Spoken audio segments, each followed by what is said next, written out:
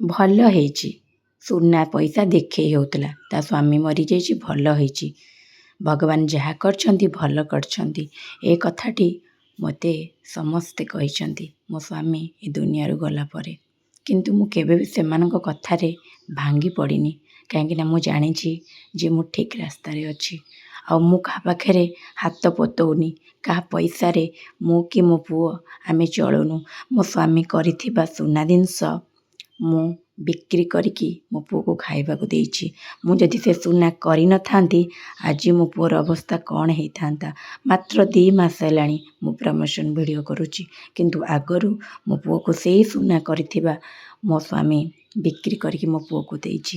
ମୋତେ ବହୁତ କଥା ଶୁଣିବାକୁ ପଡ଼ିଛି, ହେଲେ ସେମାନଙ୍କ କଥା ଶୁଣିକି ମୋତେ ତ କଷ୍ଟ ବେଳେବେଳେ ଲାଗେ, ପୁଣି ମନକୁ ବୁଝେଇ ଦିଏ ଯଦି ମୁଁ ଠିକ୍ ରାସ୍ତାରେ ଅଛି ତ ଲୋକମାନଙ୍କ କଥା କାହିଁକି ମୁଁ ଶୁଣିବି। ଲୋକମାନେ ତ ରାମଚନ୍ଦ୍ରକୁ ଛାଡ଼ି ନଥିଲେ, ସୀତା ଦେବୀଙ୍କୁ ଛାଡ଼ି ନଥିଲେ। ମୁଁ ତ ସାମାନ୍ୟ ମଣିଷ, ମୋତେ କେମିତି ଛାଡ଼ିବେ ବୋଲି ମୁଁ ସେମାନଠୁ ଆଶା ରଖିଥିଲି। ଏଇଟା ମୋର ଆଶା ରଖିବାଟା ବହୁତ ବଡ଼ ଭୁଲ।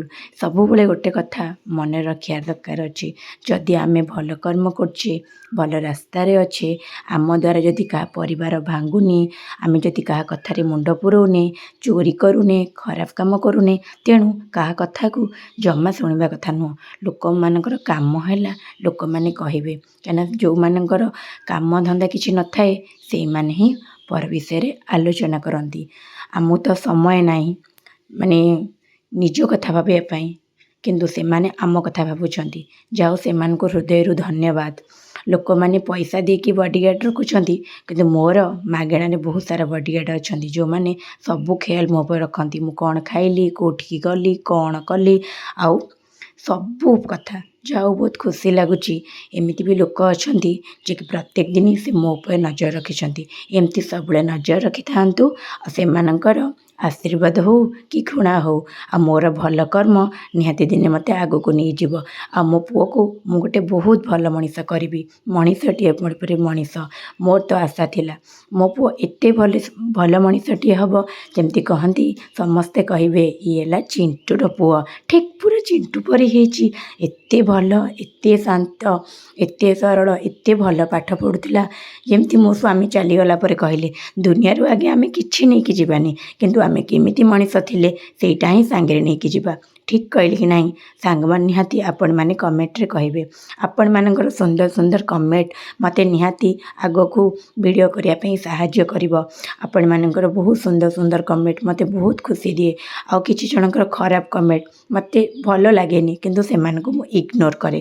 କାହିଁକିନା ଯଦି ଗୋଟେ କଥାରେ ଅଛି, ହାତୀ ଗଲାବେଳେ କୁକୁର ସବୁବେଳେ ଭୋକିବ। ଆମକୁ ଯେଉଁମାନେ ଖରାପ କମେଣ୍ଟ ଦିଅନ୍ତି, ଆମ ପଛରେ ଯେଉଁମାନେ ସମାଲୋଚନା କରନ୍ତି, ସେ ୱାନ୍ ଟାଇପ୍ର କ'ଣ ଆପଣମାନେ ଜାଣିଛନ୍ତି? ଏଇଟା ମୁଁ ଅଲରେଡ଼ି କହିଲି, ସେମାନେ କୁକୁର। କାହିଁକିନା କୁକୁରଙ୍କ କାମ ହେଲା ପଛରେ ଭୋକିବା, କିନ୍ତୁ ହାତୀର କିଛି ବି ହୁଏନି।